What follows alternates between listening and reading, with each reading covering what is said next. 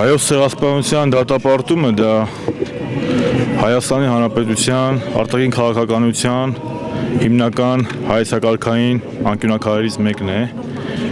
եւ ես կարծում եմ, որ ոչ միայն Հայաստանի Հանրապետության, այլ նաեւ ողջ հայության եւ մարդկային առաջադեմ հասարակության խնդիրն է դատապարտել ցեղասպանությունը, որովհետեւ այսօր շատ կարևոր է ժխտողականության դեմ պայքարը, թուրքական ժխտողականության դեմ պայքարը։ Մենք տեսնում ենք, որ 99 տարի անց Թուրքիայի օրվա իշխանությունները շարունակում են ժխտողականության քաղաքականությունը, շարունակում են կեղծել պատմությունը եւ դեռևս պատրաստ չեն հաշտվել իրենց պատմության հետ։ Առաջին հերթին դա կօգնի նաեւ Թուրքիային եւ թուրք ժողովրդին, բայց ես համոզված եմ, որ հարյուրամյակին ընթരാճ մենք բոլորս ընդդիմություն թե իշխանություն, ռամիկ թե ռանշպար, սփյուռքահայ թե Հայաստանի բնակիչ պետք է բոլորս միաբանվենք եւ պայքարենք այս մեծ ոճերի դեմ եւ այլևս երբեք այդ կարգախոսը պետք է լինի, որպես քանի դեռ մենք չենք դատապարտել ցեղասպանությունը, քանի դեռ մարդկային հասարակությունը կարող է լռել ժխտողականության դեմ։ Արդեն անցել է ցեղասպանության գրեթե 1 տար։ Ինչ է կարծում, արդյոք պետք է փոխել քաղաքականությունը։ Չէ, կարծում եմ, պետք չէ փոխել քաղաքականությունը։ Գտնում եմ, որ երկրի ղեկավարությունը եւ ազգի ղեկավարությունը ճիշտ քաղաքականություն են ընտրել եւ ճիշտ են գնում։ Երեկվա Էրդողանի հայտարարության մասնակցությունը Փորձում են ինչ-որ մի բան անել։ Երևի առաջի անգամ, բայց թող փորձեն։ Արժե հավատալ։ Ոչ։ Ինչ վերաբերում է Թուրքիայի արձագանքին, ես կարծում եմ դա կարող է տևնել միայն մի պարագայում, երբ համայն մարդկությունը գնահատի իր պահվածքը 15 թվականի վերաբերյալ, որովհետև մարդկությունը պետք է հասկանա,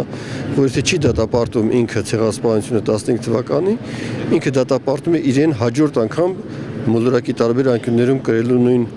պատմության հետևանքները։ Իսկ մենք պետք է ամեն ինչ անենք, որպեսզի դա օր առաջ հասկանա միջազգային հանրությունը եւ այն ինչ որ մենք հիմա անում ենք, դա դրա ամենա երևի կարևոր էլեմենտն է՝ հայրենատիրություն եւ հիշատակ մեր անմեղ զորերին։ Երեք պարոն Էրդողանը հայտարարություն էր արել, որ ցավակցում է 15 թվականի ոչ միայն հայերին, նաեւ Թուրքիայում այդ ժամանակահատվածում ապրողների համար, ովքեր որ ենթարկվել են ցեղասպանության, ու ցեղասպանություն բառը չէր ասվում։ Ինչպես է վերաբերում այդ հայտարարությունը, ինչ կար։ Գիտեք, ես երկակի ազդեցություն ստացա այդ հայտարարությունից, մի կողմից իհարկե դա ողջունելի, որտեղ առաջիկ հայելն է, սակայն դա մի մեծ ճանապարհի առաջիկ հայել է եւ այդ ճանապարհով պետք է անցնի թուրքական իշխանությունը ու թուրք ժողովուրդը եւ որքան արագ անցնի, այնքան ինքը շուտ կթոթափի այդ մեծ ծանր բեռը իր վրայից։ Ես որպես գործային գիտության նախարարի պաշտոնակատար շահագրգիռ եմ, որպեսզի ցեղասպանության ճանաչման հիմքերը լինեն շատ գիտական եւ մենք այդ նյութը գիտելիքը որ ստեղծում ենք միասին կարողանանք մեր քաղաքացիների միջոցով մատչելի դարձնել միջազգային հանրությանը։ Այս 99 տարիների ընթացքում այս ժողովուրդը տարբեր ստեր է լսել թուրքական իշխանությունների կողմից, այդ ստերը միշտ տարբեր ձևով են փաթեթավորված եղել։ Էրդողանի երեկվա հայտարարությունը ինչ որ ժամանակակից փաթեթավորման հերթական սուտ էր, սուտ, որը վկայում է նրա մասին, որ Թուրքիայի ժողովուրդը չունի ցավոք սրտի այս 99 տարիների ընթացքում իշխանություն ձևավորելու հնարավորություն, որը այդ հասարակությունը կդարձնի առավել որակյալ։ Թուրք ժողովուրդը արժանի ավելի լավ ղեկավարության, որովհետև մեղքի բեռը, որ Թուրքիան եւ Թուրքիա ժողովուրդը ունի իր վրա հայոց ցեղասպանության հետ կապված, կարող է թոթափել բացառապես այն իշխանությունը, որը կարողանա իր ազգին նոր որակ հաղորդել։ Ես վստահ եմ, որ կգա մի ժամանակ, երբ որ թուրք ժողովուրդը եւ թուրք հասարակությունը կընտրեն իրենց արժանի առաջնորդների, որոնք կարողանան այս պատմական բեռը իրենցից թոթափել։ Կարևորը նա է, ինչպես ենք մենք պատրաստում, որքանով ենք մենք հետևողական եւ մի հետևողականությունը միևնույն է իր արդյունքը տալու է։ Ուշ թե շուտ ոչ միայն ամբողջ աշխարհը, այլ նաեւ Թուրքիան ճանաչելու է հայոց ցեղասպանության եղելությունը։ Էրդողանի հայտարարությունը հենց դրա վկայությունն է, որ ուշ թե շուտ Թուրքիան ստիպված է լինելու ճանաչել։ Հայ ժողովրդի զավակները բոլոր երկրներում աշխարհի տարբեր աշխարհամասերում իրենց դրսևորում են շատ դրական ձևով։ Սա պետք է ներկայացնենք աշխարհին, որ դա աշխարհի ժողովուրդները իմանան, որ սա այն ժողովուրդն է, որի նկատմամբ այլևս այդպիսի ոտնձգություններ չի կարելի կատարել։ Որն ունի կարծում եմ շատ ավելի մեծ խորհուրդ, որովհետև նա նաև իր մեջ ներառում է հայի ոգու էությունը, հայի ապրելու, մաքարելու, նրա արարելու հաստատակամությունը, որովհետև հենց այդ հաստատակամությունն ու համառությունն էր պատճառը, որ մենք ունեցանք Սարդարաբադ, ունեցանք Արցախ, ունեցանք անկախ Հայաստան, եւ այս առումով ես կարծում եմ, որ օրը իր առմամբ յուրաքանչյուր հայի համար ունի բավականին խորը եւ բավականին մեծ իմաստ։ Նման ոճրագործություն կարծում եմ առաջին հերթին պետք է դատապարտվի ըստ արժանվույն, որովհետև դա առաջին հերթին ունի կանխարգելիչ նշանակություն, քանզի նրա ճանաչումը եւ դատապարտումը դա բնականաբար կանխարգելի երբևէ նման ոճրագործությունների կրկնությունը։ Ապրիլի 24-ը խորհուրդ է տալիս եւ պահանջ համայն հայությանը ապրել ու ապրել։ Պետականորեն կազմակերպված հզոր, ազգայնորեն հայեցի, միաբան, ոգեղեն, միակ գրավականը եւ լավագույն հուշարձանը, որ կլինի մեր զոհերի հիշատակին, հայոց հզոր պետությունն է եւ մեր ժողովրդի ապրելու իրավունքը, հաստատակամ գոյությունը աշխարհի ազգերի մեջ ու քարտեզի վրա։ Չմոռանանք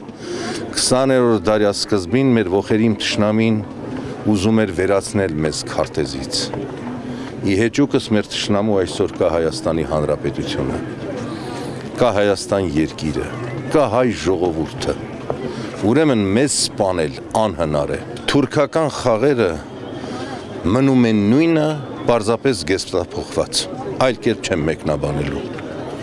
Թրքության խաղը մնում է քաղաքական, թե դիվանագիտական, թե գաղափարական, թե պատմությամբ, թե գրքերով, թե մունետիկ իրենց դասախոսներով նույնն է, զգեստափոխված։ Կլինի վճռական, պետական, հստակ, հավաստի, դիրքորոշում, ցեղասպանությունը ճանաչելու հարցում, մեղսագործությունը խոստովանելու հարցում, մեր երկրին բնորան հայրենիքի հողին տիրանալու ոճիրը հասկանալու հարցում կհասկանամ։ Այդ ստեպ սեթևեթանքները ոչինչ դեռ չեն ասում։ Ուղիղ 99 տարի առաջ Օսմանյան կայսրությունում երիտասարդ երիտուրքերի կառավարությունը պլանավորված կատարեցին 1.5 միլիոն հայերի եւ կատարեցին ցեղասպանություն։ Այսօրվա Թուրքիայի իրավահաջորդ հանդիսացող պետությունը նույն մակարդակով հերքում է այդ իրողությունը, այդ ոճրագործությունը։ Ես Հայաստանի քրդական համայնքի եւ ողջ քուրդ ժողովրդի անունից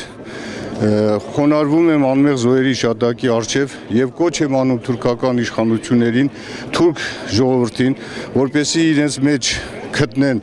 ձգտում ճանաչելու հայերի ցեղասպանությունը եւ հրապարակայնորեն ներողություն խնդրել հայ ժողովրդից։ Այսպիսի միասնությունը, որ մենք դրսևորում ենք ամսի 24-ին,